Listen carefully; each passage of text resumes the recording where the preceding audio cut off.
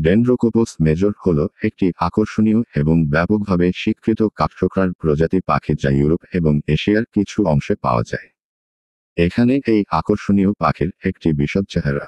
আকার প্রায় 23 থেকে 26 সেমি, 9 থেকে 10 ইঞ্চি, দৈর্ঘ্যে প্রায় 40 থেকে 44 সেমি, 16 থেকে 17 ইঞ্চি, ডানার বিস্তার।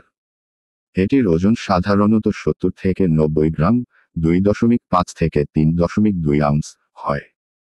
উপরের অংশগুলি বেশিরভাগই কালো এবং ডানায় এবং পিঠে সাদা ছোপ থাকে। নিচের অংশগুলি একটি বৈশিষ্ট্যযুক্ত কালো এবং সাদা প্যাটার্ন সহ সাদা। মাথাটি বেশিরভাগ কালো, মাথার পিছনে একটি লাল ছোপ পুরুষদের মধ্যে এবং লেজের নিচে একটি লাল। পুরুষদের ন্যাপে একটি ছোট লাল দাগ থাকে, যা মহিলাদের মধ্যে অনুপস্থিত। তাদের বিল লম্বা, সোজা এবং ছেনি সদৃশ, গাছের বাকল ছিদ্র করার জন্য উপযুক্ত।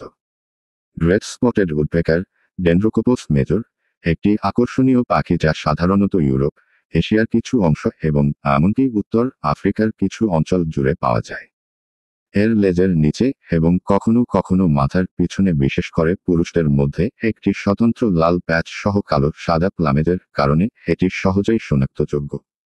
এই কাঠঠোকরা সাধারণত বনভূমি, এমনকি বড় গাছ সহ পার্ক বা বাগানে বাস করে।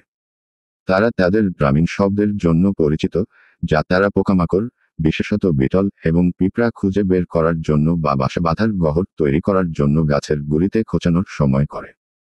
এদের শক্ত ঠোঁট আছে এবং প্রজনন ঋতুতে এলাকা স্থাপনের জন্য গাছে ড্রাম করার জন্যও পরিচিত।